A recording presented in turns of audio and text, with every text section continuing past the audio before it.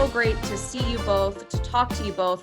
Appreciate you both taking the time to go back to that 2009 season and talk about what was a very tough injury for you, Jordan, but ultimately your comeback to getting back out on the field with the help of Dr. Connor. So thanks again. And Jordan, if we just start with you, what do you remember about that game when you fractured your tibia? Well, earlier in the game, I broke my finger. So I remember feeling sorry for myself that I'd broken my finger. Like, how am I going to play through this? And then luckily enough, a quarter later, I snapped my leg in half. Exactly 1 year prior, the home game against the Falcons, I suffered a really bad concussion and was knocked unconscious for over a minute. That game became a rough game for me with back-to-back injuries. Kristen, you get used to being hurt, right? And immediately an injury like that, when what had happened, it was a running play. I was blocking the defensive end. We were engaged, one-on-one. And Jonathan Stewart ran the ball inside of me, and how I remember it, and the pile just collapsed into my leg. I was planted on my right leg, and I just heard what could best be described as a sound as if you're pulling like a tree root out of the ground, just a thump, thump.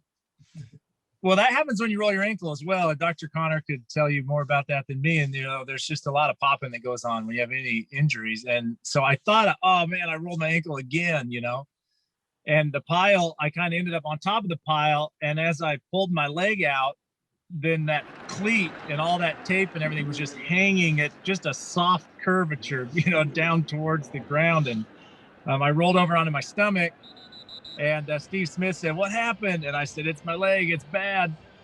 Well, out came Dr. Connor and Ryan Vermillion and everybody, and they're on my stomach. They said, "What happened?" I said, "I think I hurt my ankle."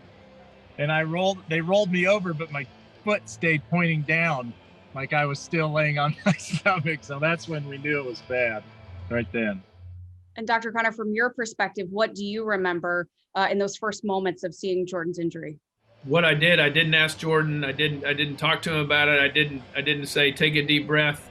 I essentially just pulled on his leg and made it straight again. And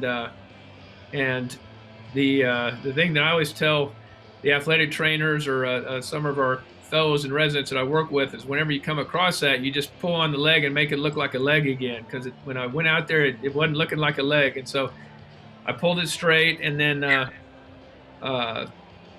we brought in the splints and went from there.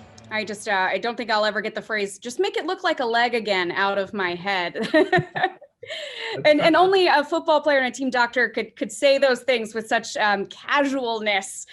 Because you two have certainly seen it all. So Jordan, what happened next when you found out what all was broken? And then where did you and Dr. Connor go from there? Well, the first thing I thought of, believe it or not, and you probably can think I'm lying, is not to yell or scream because I didn't want my teammates making fun of me, right? So you got to be tough to play football, and you really want to be tough around your buddies because number one, I'd teased so many guys about crying wolf about an injury over the years that I think this is horrible, but if it's not and something's just dislocated or whatever, I'm not going to hear it from them. But as we went in, they put that air cast on me, and that really hurt, like to constrict it, because what I feel like has started happening is my muscles kind of started spasming because of the trauma. So that was just causing like a lot of gyrations almost around both breaks.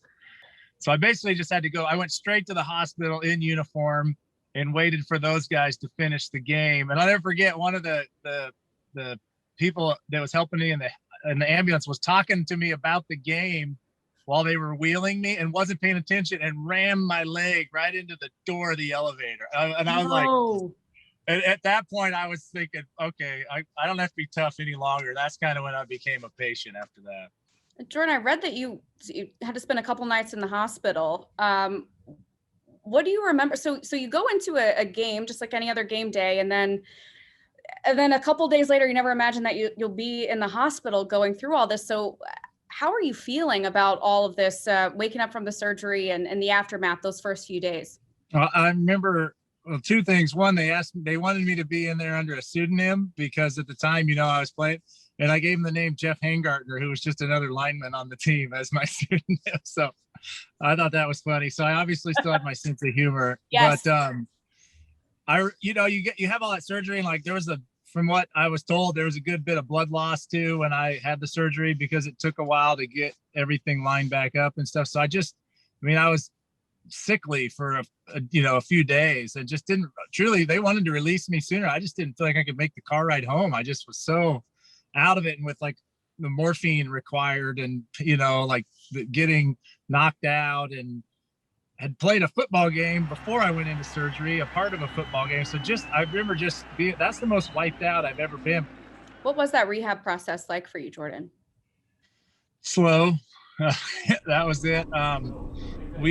So fortunate if you're going to have this injury, you want to be a pro athlete when you have this injury, because the rehab process is just mind-boggling how much you have to do to recover fully. And people that have to have this injury out on the street and go with a job and a family, I mean, I can't imagine how other people do it, right? So for me, we have a water treadmill.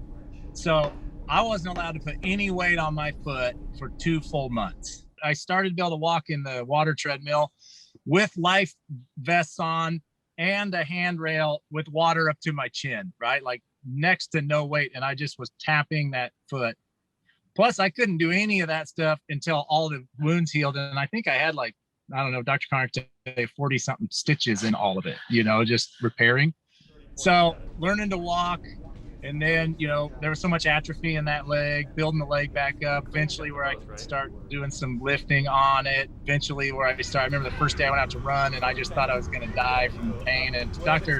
Connor, I remember talking to him through it. He said, there's so much nerve damage that it's going to hurt like crazy, but trust the x-ray, it's healing.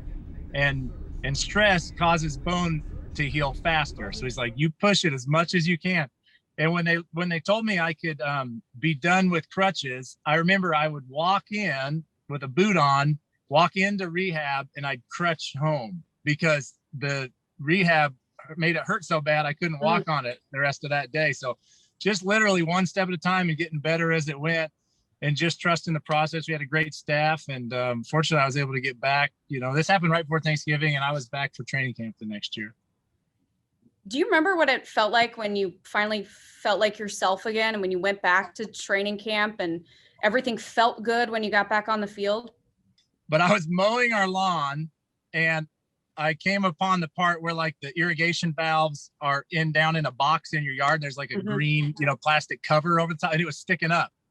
And I remember I hopped off the mower and I stomped on that without thinking with my leg I'd broken. And that was the moment when I knew it was good enough to play, because I wasn't babying it anymore. So as funny as that sounds, like I remember cheering out loud when I did that, because I was like, I'm back.